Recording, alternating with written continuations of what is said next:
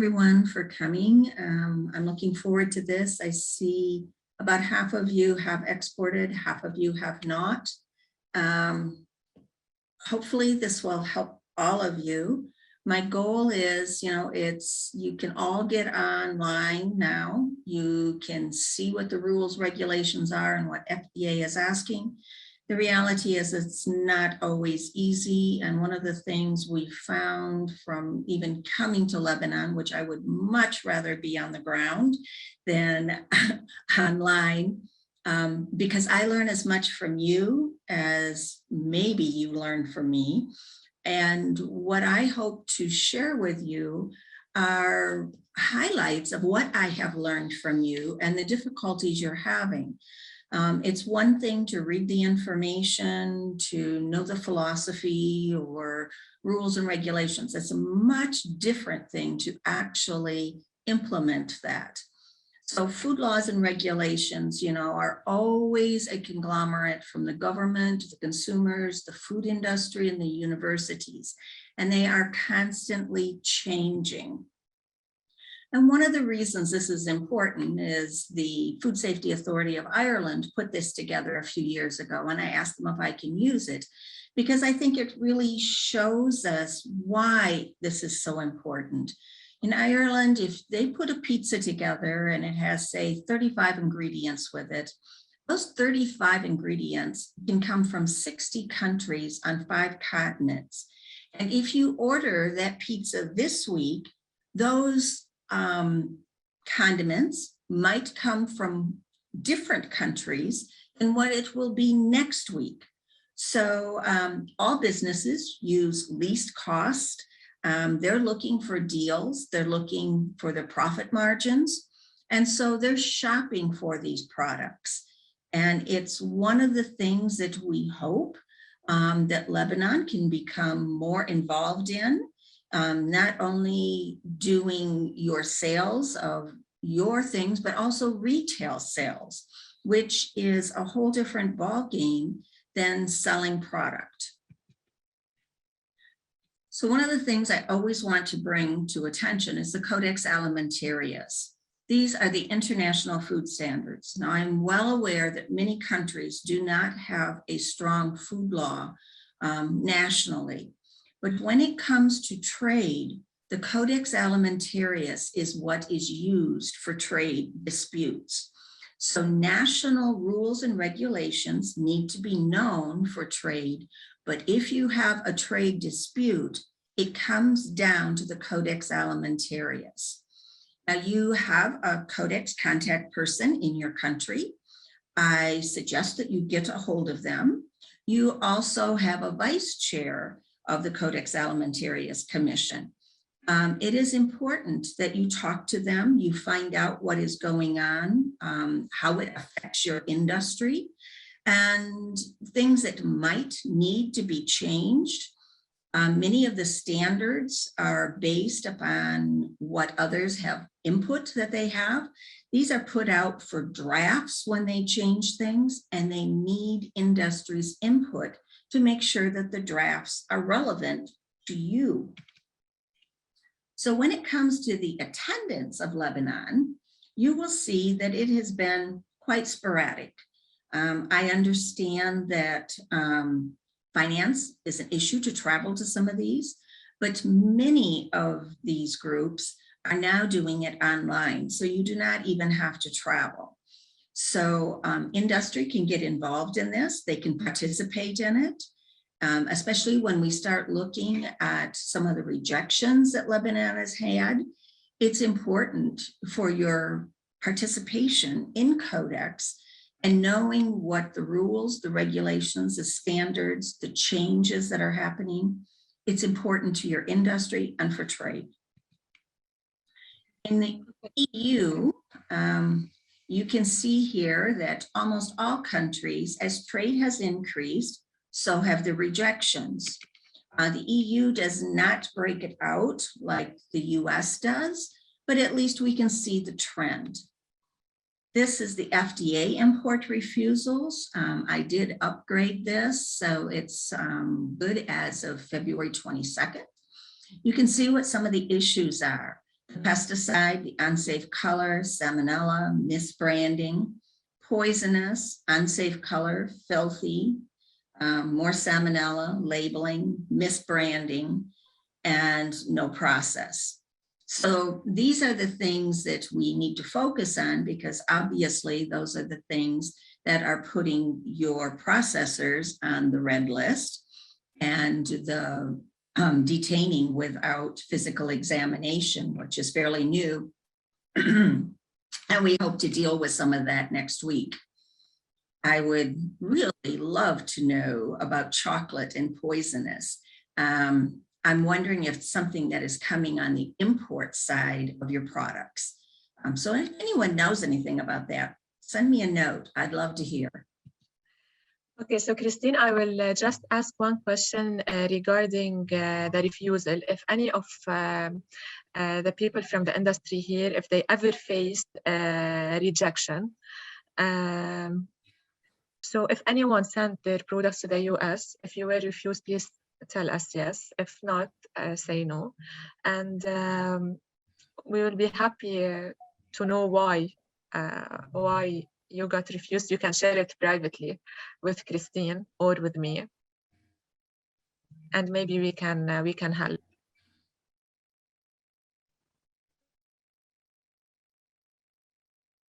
Okay.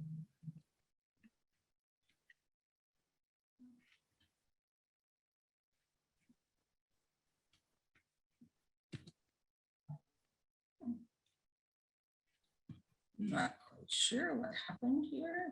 No.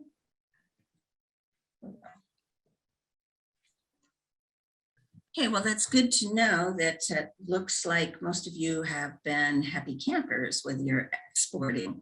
And that's not always true, but it's worth, and things are changing. There's no doubt about it. Yesterday, the FDA released the new draft that they're looking at and for guidance in the coming year. They're definitely going to look more at food allergens. They're going to look at good manufacturing practices and preventive controls. So this is becoming a different ballgame than it has been in the past. But we're going to talk about labeling today. Okay. So mainly no one got refused from the people that we have today. So I hope you answered all honestly. Okay. I think it's great that they have been able to do so well. But maybe some of that is because other ones are hesitant because they're not quite sure of what is being required. So labeling in the past has been, labeling and misbranding has been one of the major rejections for products coming from Lebanon. So I have worked with quite a few companies now trying to get that straight. I will try to bring some of those concerns because every country is a little different of why some things work and why other things become a real stumbling block. The United States FDA has required labeling of the name of the food, the net quantity of the condensed, the name and location of the food business, the list of ingredients, if the food is comprised of more than one ingredient, a nutrition fact label, which is part of FSMA and is necessary, there are no exceptions, and an allergen disclosure. So that is even interesting because just recently, our list of allergens in the US has changed. And I'm going to assume that with this new draft that we're looking at for guidance, they're bringing up again this. And so the allergens in the US and the EU have been different. And I see us leaning more towards the addition of those that are in the EU also. But as we do more and more research, we're finding out that people are having more allergies and severe allergies to different foods. Okay. There we go. So here was an import refusal from Lebanon. And last time we actually had the person stand up, and I'm not trying to point fingers at anyone. And that is why I tried to put the name out and all that kind of stuff. But the reality is it doesn't matter who this is. This is a good example what many processors are dealing with. And so the reason that we're using an actual import refusal is because I want you to see that this, what it means. So in this case, we're talking about misbranding. And you can see what the violation code is, what the section is underneath it. And it says that the article is subject to refusal of admission pursuant to this charge. So it is important to us to understand those codes and violations, because now what we are going to try and do is give you what the reasoning is behind that and what those codes stand for. So here's another one that basically tells us some more of the labeling, lacks firm, nutrition label. These are all misbranding or labeling issues.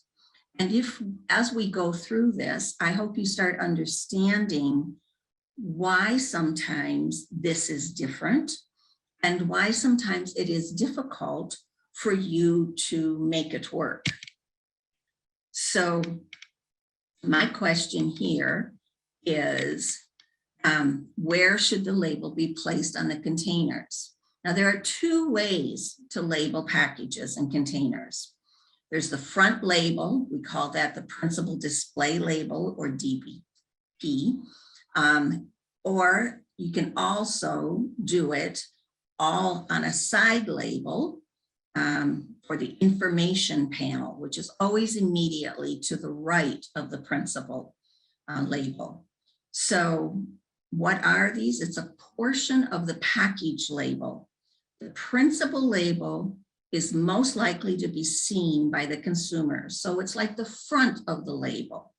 And many containers are designed with two or more different surfaces. You might have a front, a back, you might have sides to it. So it depends on how the container is designed and the surfaces it has. So which is suitable for the display model and which is suitable for the information panel. So here is a situation where you're talking a box. So the principal panel is going to be the front. You're going to see the information panel is going to be to the right of your principal panel, or it could be to the back, depending on the room that you have. So on the principal, you state the identity or the name of the food, the net quantity statement, the amount of the product, and the required size and prominence will be discussed later, but basically that's what has to be on the front or the primary display. Now the label for the information is immediately to the right. And if it's not, then we can put it on the back. But we have it usually divided up into the two different labels. Now we calculate the size of the principal. So we calculate this in squares, inches, centimeters, whatever you want to do. So you calculate the area. You calculate the area for a round container. The principal is always 40% of the product. So you look at what your circumference is and you determine it. Now this will determine the minimum size print that can be used, along with the nutritional label that is going to be used. So sometimes I have found people are very interested in their labeling graphics. My suggestion is you are not getting a label when you go to a graphics person and ask for a label. You're getting graphics. So first of all, you have to determine what has to be on your label, the placement that has to be on the label, the size of the label. Then you give it to the graphics person and says, now you can fill in the other things that aren't mandatory. So the statement of identity is the legal name of the food, the common name of the food, or a description of the food. Now, this I have found, we get into some questions because what we assume is the common name in the US is not always what you consider the common name in Lebanon. So I will give a couple examples, and there again, it has nothing to do with the people or the company that were struggling with this. It's just to show that these are issues that are really sometimes difficult to work through. A Lebanese jam came to find out, it was like, okay, so if it is a jam, and if you look at the standards for jam has fruit and has sugar and it has a thickening to it. So, okay, this jam had fruit juice, had a natural pectin, but it had no sugar. Now, sugar is necessary for a substitute in order for the pectin to cause the jam to thicken. I actually had to have a Zoom meeting and ask them to open it up so that I could see what was inside it, and it was runny. And I went, well, that's not a jam. And they said, well, that's a jam here. Well, if you sent a bottle over to the US and it said jam on it, and someone opened it up and it was a runny sauce, it would probably be returned as being defective. So it's a matter of, you have to look at your product and you have to look at what is the common name of that product in another country that you're exporting to. Because the statement of identity is to help the purchaser determine what is in the box or the jar. And you cannot mislead them with the name that you have on it. So that's why it is important that the statement identity needs to be a legal name or a common name or describe the food. So it has to be specific so it does not mislead the customer. So where is this put? It is put in generally parallel lines, larger than the rest of the information on the principal display. So fanciful names, if they're commonly understood by the public, can be used, like a vanilla wafer. We know what that is in the US. But if you tell me you have crispy apples, I'm not going to understand exactly what you mean. Now, if you tell me you have crispy apple rings, then I have a better understanding.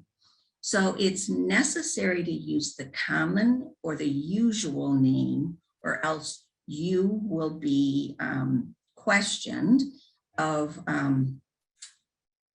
your subject then to saying that you're misleading the public.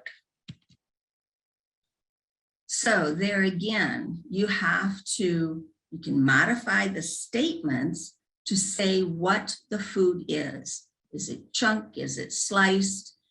Is it imitation? So these things generally are about traditional food that have been substituted or are an imitation or in a different form. And that is expected to be on the box so that the customer knows what they are purchasing. So there again, this idea of nobody wants to say it's imitation, but the reality is that it has to be the same size and prominence as used for the product that is being imitated.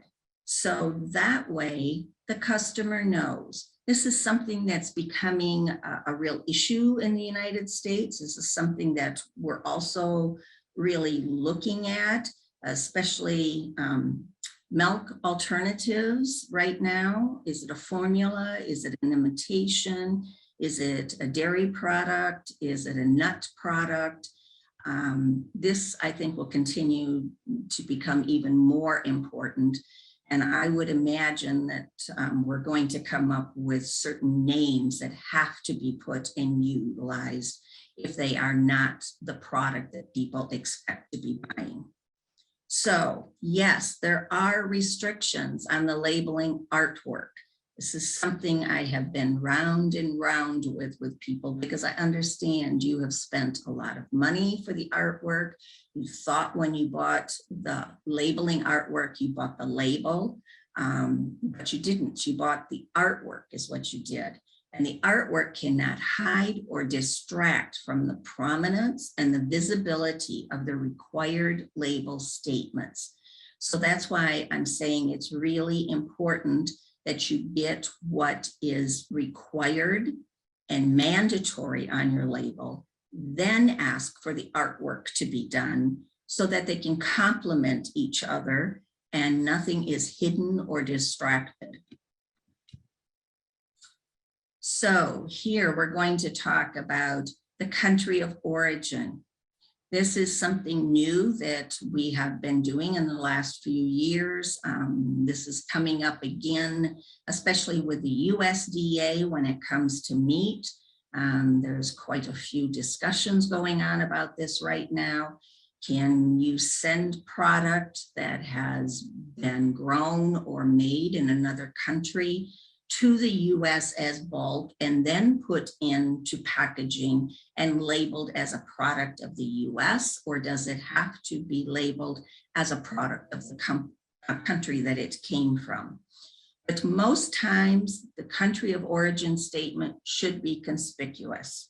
It should be along with the firm that's responsible for distributing the product. The country of origin has to be close proximity to the name and the address and be of at least comparable sizing. So we need to know where that comes from. And obviously, Lebanon is really working to increase their exports. So you wanted to say that it is a product of Lebanon and show your pride in that, because you have some great products that we don't have in the US.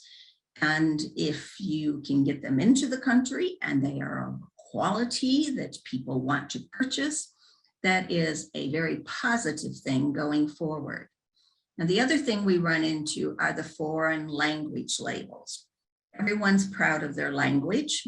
I wish that I spoke more languages, but at the same time, when it comes to labeling, if you use the foreign language anywhere on the label, then all the required statements must appear in both English and in the foreign language. That is very difficult for people who are sending product to multiple countries. And the reality is we would like exceptions for that. There really are not exceptions for it. And you're probably going to have a different label for the US than you are, say, for the EU, Canada, or someplace else. Net quantity. This is another one that seems to be difficult for a lot of people. The net quantity is usually in the lower 30%. It goes across the whole width of the label. It's actually to be put in both the numeric and the weight measure. So it is to fit across the whole bottom of it by itself so that it is easily seen and can be read. So there again, the requirements for the placement, the font size and formatting of the net quantity of the content must be declared. So it's in the lower bottom third of the principal display panel. It has to stand alone and be free of interference. It has to be sized approximately to the size of the package. It accurately must reflect the net contents. And it doesn't include the packaging materials or the case that it's in or the glaze that's around it. It's what is the net contents. It's required to list the contents both in the US system and the metric system of measurement. I know, it's interesting. We don't use the metric system in the US, so why is it? But that is mandatory. So we don't have any choice when it comes to that. These are the net quantity statements. So here you can see why that area that we figured out for the display panel is important. Because here, even in the net quantity statement, the size of the type is based upon what the area of the principal display panel is. So depending on how large it is, if you have a large, but you just want a little minimum size on the display for the net quantity statement, they're going to say, nope, you're wrong. If you're over 400 square inches, the minimum size has to be a 1/2 inch. So that is one of the reasons, but you'll see it over and over, that the size of the information is based on the area of principal display panel. Now that area is based upon the box or the container, not on the size that you determine your label's going to be. So if you put a little tiny label on a large box, you still have to meet the type size that is necessary for the area of your container. So the method to describe the weight is dependent on the size of the package. So a package under 1 pound, you list it in ounces and grams. A package between 1 and 4 pounds, you list it in ounces, pounds, and grams. And then a package over 4 pounds, it's in pounds and kilograms. So you look at how large your package is, determines a lot of how things are displayed on it. So here you can see how the net quantity of contents can be stated both in the grams and the ounces. So this gives you some ideas of how you do that. And it always should include both with 1 in parentheses. Here has to do with your net quantity. It's basically telling you how to figure out the net weight. So I am sure many of you know that, but if you have any questions, just refer back to this. I think everyone got a copy of this PowerPoint, so you will have that. Here is if you have some food that has water in it, has sugar, as the beans say, or the whatever the food is. The net quantity determined is what is inside that container. Here you have, even in whipped cream, if you have a pressurized can, you have to include everything that is within the can. So you cannot use a qualifying phrase. It's not a large 2 ounces, it's simply 2 ounces. So you have to be accurate and not exaggerate at all on the weight. So now we're going to talk about the paneling. And we're going to talk about the name and the address of the manufacturer, the packer, the distributor. This has to be on this, as well as the ingredient list. And we have to have the nutritional label. But the UPC scan, which a lot of people are concerned about, is not a requirement for the FDA. It might be in the future when they look at being able to find for recalls, but at this time, they depend upon the name and the address. And that is why we have so much difficulty with the name and the address, is because they're not using the UPC scan code to track the food. They're using the name and the address. So here's the new nutritional facts label. Now, this has to go on the main principal display, or it has to go on the information panel alongside or near the ingredient statement. So depending on the size of the package will determine the nutritional facts label size. So I think it's new with FSMA, but I think everybody's getting a little used to how this is laid out. There are some changes here.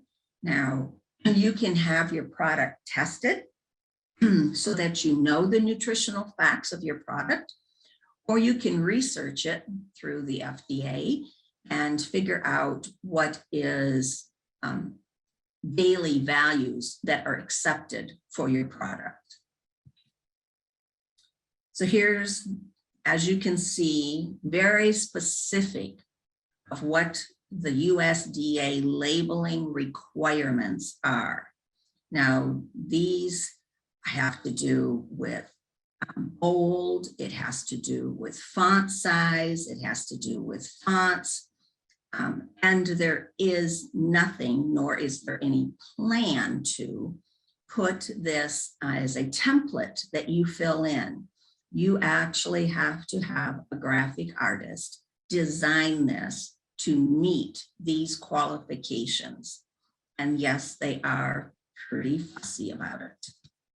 So these, I just gave you some different ones. These are determined based upon the size of your container and what you're trying to tell the customer.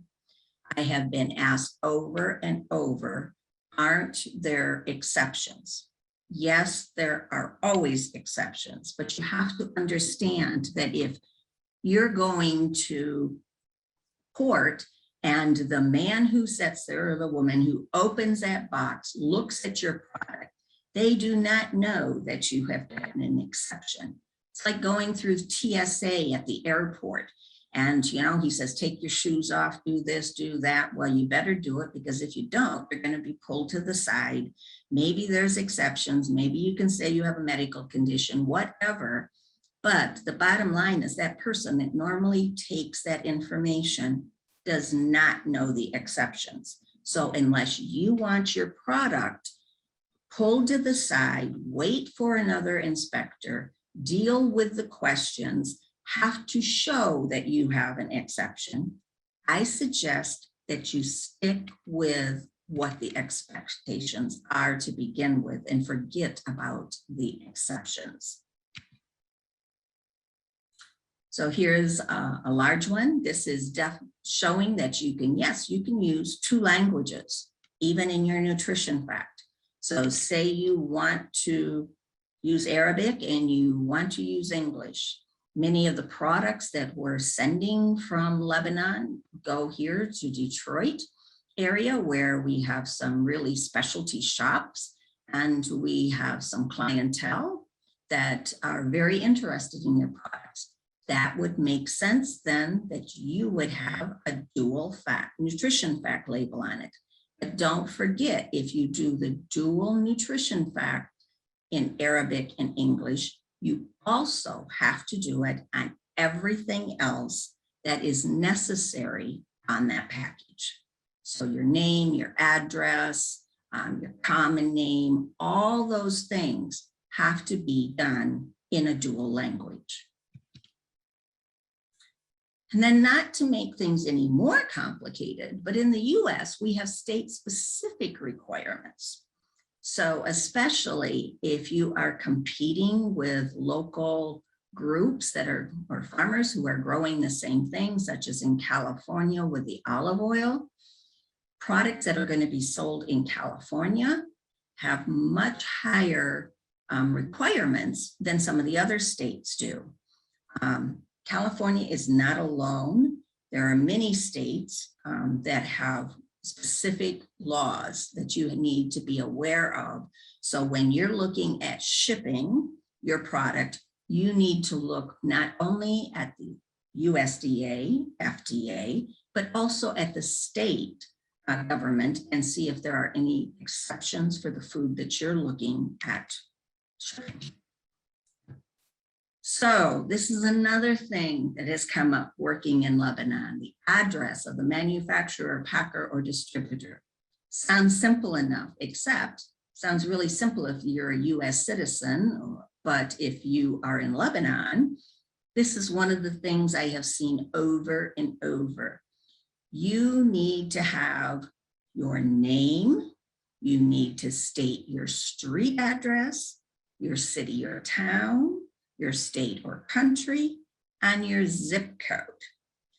As we all know, very few people in Lebanon have a street address.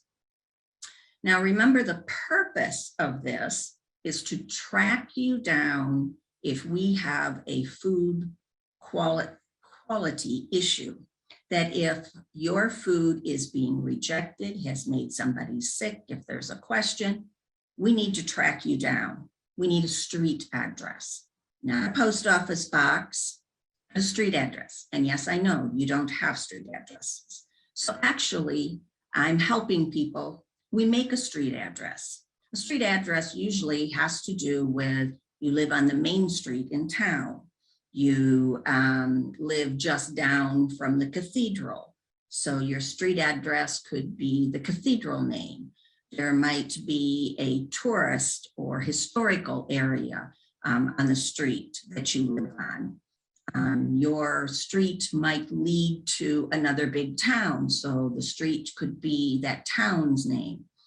So what you're trying to tell them, the purpose is, where are you located? So you can create that to tell them where you are located. Then you put the city or town that you're associated with. And in your case, it would be the country, or it could also be the municipality, we have counties here. So how could they locate you? Zip code. Zip code is a US issue, but you have a mailing code that if you look at the US Postal Service, you can look up the mailing code for your country. And actually, Lebanon has multiple mailing codes depending on the city or the area that you live in. So that has to be there. And this is most often put on the information panel. Ingredient list. Okay. Now, this can be on the main panel, but most often it's on the information panel. It is usually listed by the nutritional facts label, and the ingredients are listed in descending order of weight by their common names, not the scientific name, the common name.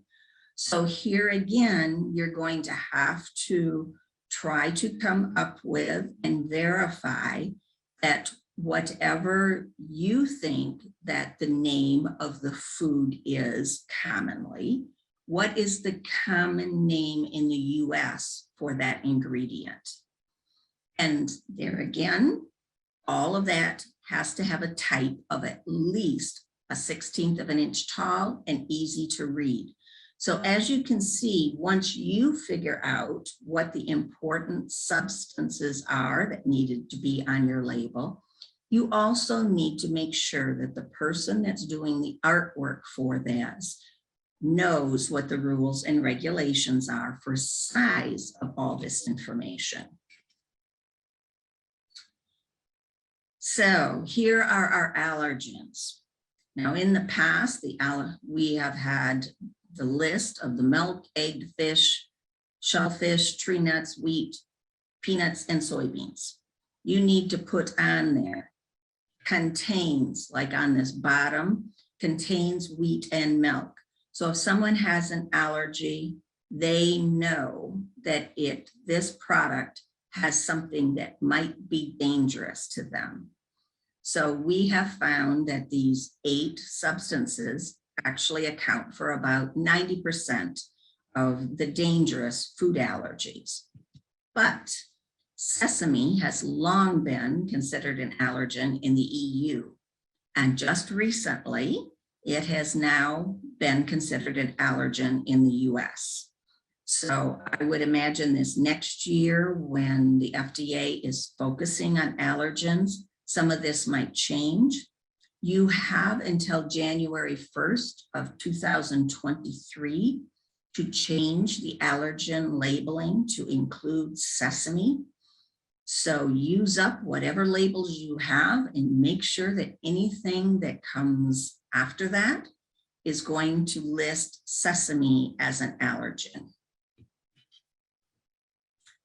Also can have warning and safe handling statements on this. These might be something as self-pressurized containers, that you have proteins labeled as weight loss, unpasteurized juices. They're not pasteurized. It's going to be hard to get it into the US, but we do have cider that's not pasteurized. So some of these things that you need to put, are there any warnings that the customer needs to know? Are there anything of safe handling that the customer needs to know? Never forget, the labeling is about informing the customer. If you can show that you have put the label together with the understanding of making the customer knowledgeable about your product, you have a chance of beating any of your warnings because you have not tried to mislead them. So that is the crutch of what you're trying to do, is informing the customer. So anytime you're trying to kind of get around that and not really tell them what you're doing, you're probably asking for some problems. Now, this is the reason that this is important to everybody, because so often, although Lebanon is not a member of the WTO, I'm aware of that, or the SPS agreement, the countries that you are trying to trade with are. And so this gives us the right to apply the measures that protect us. And we're concerned about life and health. And this includes all the inspection, the testing, the certifications, the packaging, and the labeling, as it is directly related to food safety. So it seems like labeling doesn't have a lot to do with food safety, but since the WHO has included this as the SPS agreement, packaging and labeling are directly related to food safety. So I put in some of these here so that you could actually contact people. When it comes to food safety and applied nutrition, there have been some questions. So this is the person that, with her telephone number and her email. So hopefully if you have some questions, you can get a hold of her. These are also some resources, industry resources we have, things that have to do with food and dietary supplements. That's a whole nother thing when we start talking about dietary supplements and what you can put on your labeling for that. The same thing with the term of being natural. What does that mean when it comes to labeling? Or healthy. There are very strong parameters of what you can say is healthy on food labeling or have a health effect, like it lowers blood pressure or helps with diabetes or something like that. Any of that comes under this jurisdiction and is looked at very seriously. So thank you. And hopefully you have some questions that I can answer. Feel free to give me an email.